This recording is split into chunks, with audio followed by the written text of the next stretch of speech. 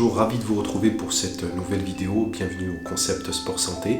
Nous allons parler essentiellement de la colère. Alors comment gérer sa colère? Comment gérer sa colère dans différents événements?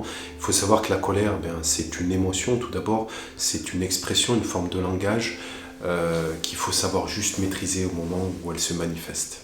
Alors tout d'abord, nous avons trois manières de nous mettre en colère. La première, on va contenir toute cette colère, on va éviter de la montrer. Malheureusement, ça peut avoir des conséquences néfastes. Le fait de contenir cette colère, au bout d'un moment, la soupape, elle peut péter, entre guillemets, et là, ça peut être très très dangereux. La deuxième manière de se mettre en colère, là on va être agressif, on va démarrer au quart-tour, à la moindre réflexion, à la moindre contrariété, là on va partir au quart-tour, on peut être agressif verbalement et physiquement.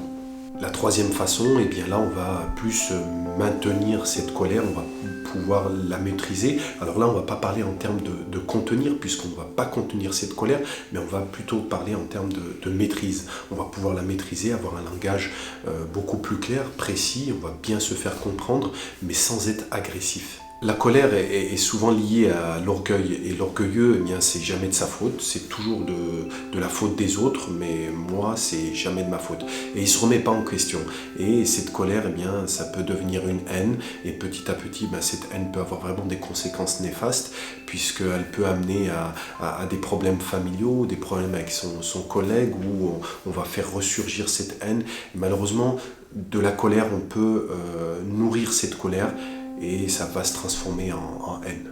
La colère peut vraiment avoir des conséquences sur notre santé, ça peut affaiblir, ça peut avoir des réactions et affaiblir jusqu'à affaiblir notre système immunitaire. Ça peut aussi également irriter notre état d'esprit jusqu'à nous amener à avoir des problèmes de santé tels que de la dépression. On peut rentrer aussi dans cette dépression, dans une anxiété accrue, manque de sommeil, voire beaucoup plus. Et puis on est toujours sans cesse, quelqu'un qui est colérique, c'est quelqu'un qui ne sera pas en bonne santé. Et puis il va y mettre une pression dans son cerveau et malheureusement il ne sera jamais en bonne santé, toujours avec des grosses migraines à la tête. Et c'est vraiment quelque chose qu'il faut vraiment pouvoir maîtriser. En clair, notre santé physique dépend aussi de notre santé émotionnelle. Alors, si on ne gère pas ces situations colériques, ça peut atteindre même notre famille, ça peut avoir des conséquences néfastes. Je vous donne un exemple très simple, une personne qui a travaillé toute la journée dans son entreprise et qui a eu une contrariété dans son entreprise. Vous êtes sûr qu'à 18h, quand il rentre chez lui, son épouse va lui demander comment ça va aujourd'hui. Il va avoir deux manières de faire. La première, sa réaction, c'est de tout contenir, ne pas parler. Même dans les repas, il va s'interdire de parler, il va tout contenir à l'intérieur de lui.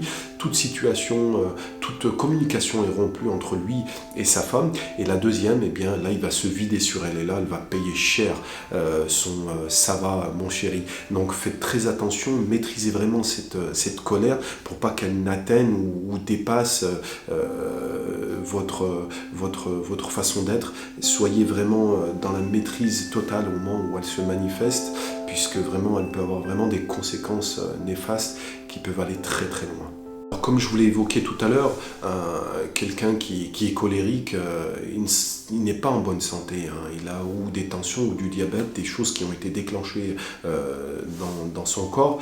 Et je dirais même tous ses proches, que ce soit son épouse, ses collaborateurs, ses associés dans le domaine du travail, ils vont jouer un rôle relationnel où ils vont communiquer avec lui, mais seulement par crainte, ils vont avoir peur de lui et finalement ils vont pas l'apprécier. Donc lui ne s'en rendra même pas compte. Donc ce qui est important, c'est vraiment d'avoir de bonnes relations et de baisser son taux de colère, se poser les bonnes questions et se dire mais d'où vient cette colère? Est-ce que c'est moi?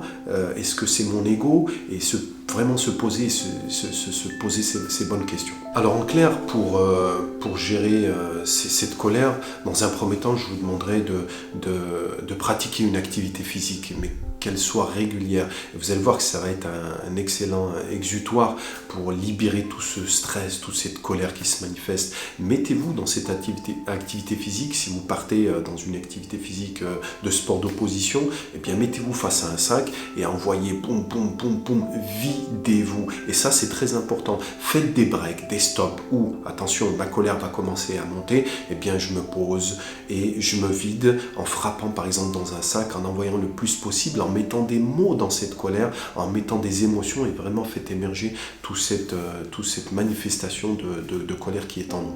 En deuxième point, je mettrai la relaxation. La relaxation, la méditation, ça va vraiment nous aider à nous apaiser, à nous contrôler, à faire baisser cette pression qui, au moment de la colère, eh bien, ça monte. Eh bien, je sais faire descendre cette pression. Donc la relaxation, la méditation, très très importante.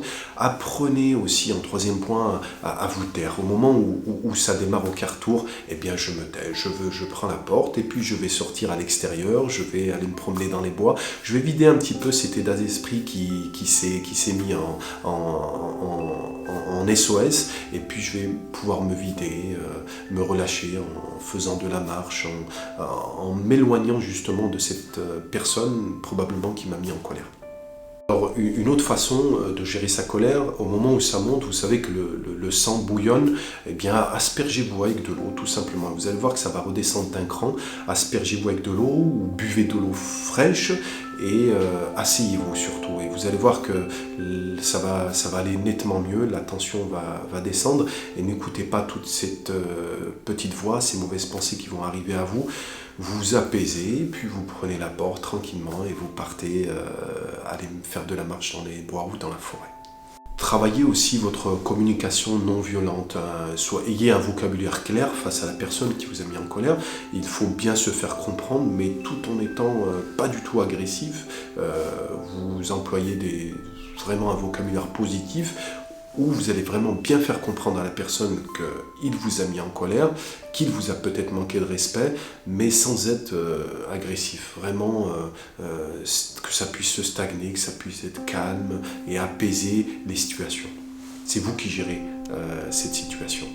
Et vous avez la façon aussi où vous allez vous poser. Faites un stop. Au moment où la colère se manifeste, je fais un stop.